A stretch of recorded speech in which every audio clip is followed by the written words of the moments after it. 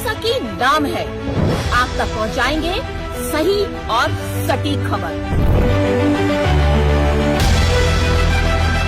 जनता की सुननी है और सरकार को सुनानी है। ये है आई ऑफ ट्रुथ। नमस्कार दोस्तों, आप देख रहे हैं आई ऑफ ट्रुथ और मैं हूं आपके साथ अनुज जैन रोहतगी। सम्राट चौधरी बिहार के मुख्यमंत्री बने हैं और ताज पहनते ही उनके समक्ष चुनौतियों पर चुनौतियां सामने आ रही हैं।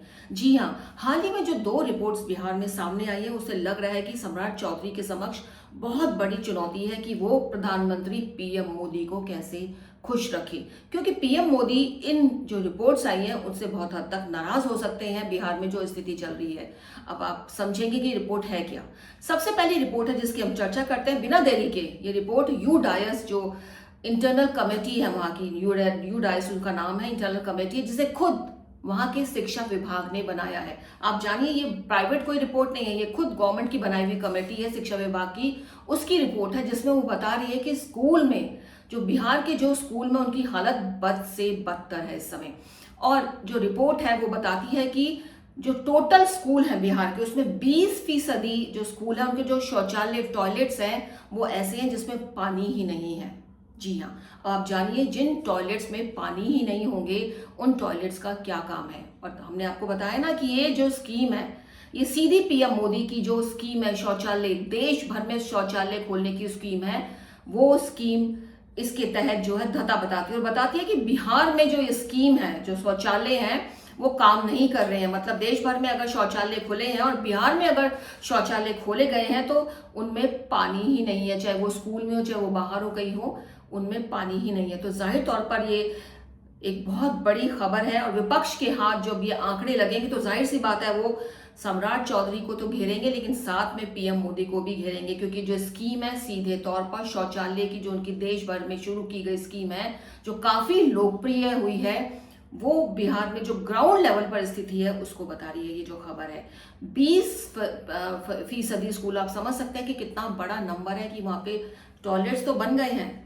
हैं लेकिन वहां पर पानी नहीं है। दूसरी एक रिपोर्ट है जो भी चौंकाने वाली है, वो भी स्कूलों की रिपोर्ट है कि वहां पे 95,000 से ज्यादा स्कूल हैं, जो चाहे वो निजी हो चाहे सरकारी हो, उसमें 76,000 स्कूल ऐसे हैं। रिपोर्ट आपको बार बार बता रहे हैं, कोई प्राइवेट नहीं है, सरकारी आंकड़े हैं ये। 76,000 स्कूल ऐसे हैं जहां पे सफाई का कोई पुख्ता व्यवस्था नहीं है।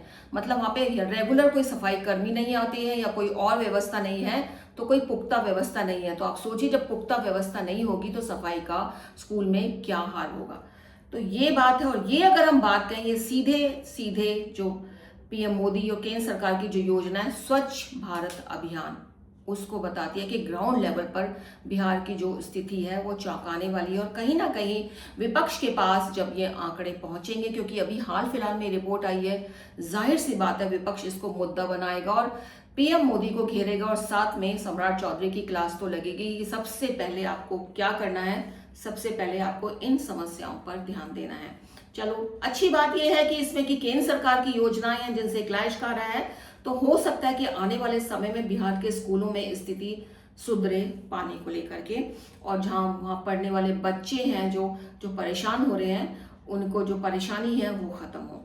अब एक दूसरी रिपोर्ट की चर्चा करते हैं जो भी बिहार से जुड़ी हुई है और जो भी एक बहुत बड़ी चुनौती है सम्राट चौधरी के लिए आने वाले समय में।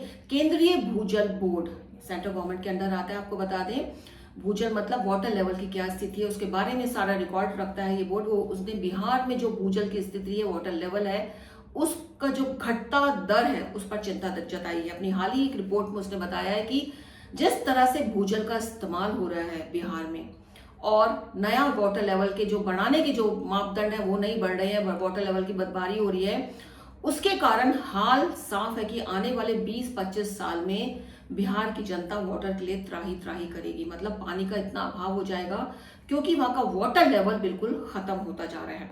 अब कुछ एक आंकड़ों के साथ उन्होंने ये बात सामने रखी है जो चौंकाने वाले आंकड़े हैं। अब केंद्रीय भूजल बोर्ड के 2004 के जो आंकड़े हैं उसमें बताया गया था कि भूजल का उपयोग 2004 में जो होता था वो 10.77 BCM बिलियन क्यूबिक मीटर था, और जो 2025 में बढ़कर पहुंच गया है 14.4 47 यानी 10 पॉइंट से बढ़कर 14 पॉइंट पहुंच गया है भूजल का, मतलब वाटर लेवल जो इस्तेमाल हो रहा है बिहार में, वो स्तर बता रहे हैं कि इतना जबरदस्त बढ़ गया है। और यही कारण है कि वाटर लेवल का जो स्तर है वो बहुत कम होता जा रहा है बिहार में। और इसका बड़ा कारण ये भी है कि सालों साल कोई ऐसी व्यवस्था नहीं की गई कि जितना पानी आप जमीन से खींच रहे हैं एटलीस्ट उतना पानी जमीन में जाए, उसकी व्यवस्था की जाए, तमाम नए तरीके अपनाए जाए, वो कुछ नहीं हुआ है। तो ये बड़ा आंकड़ा है। अब यहाँ हाल ये है कि जो सुरक्षित क्षेत्र थे, पहले बिहार के सभी एरिया ऐसे थे कि कहीं भी आप डिगिंग करिए तो वहां पानी आ जाता था, लेकिन क्योंकि वाटर लेवल बहुत कम हो रहा है तो ये भी उसने आंकड़ा दिया है केंद्रीय भूजल बोर्ड ने कि वहां पे 2025 तक जो सुरक्षित क्षेत्र हैं उनकी संख्या 88.04% रह गई है। यानी अगर आप देखें 12% वो घट गई है, लगभग 12% जो है एरिया वहां पे अगर आप डिगिंग करें तो आपको पानी नहीं मिलेगा, नीचे तक जाना पड़ेगा और शायद तब भी पानी ना मिले।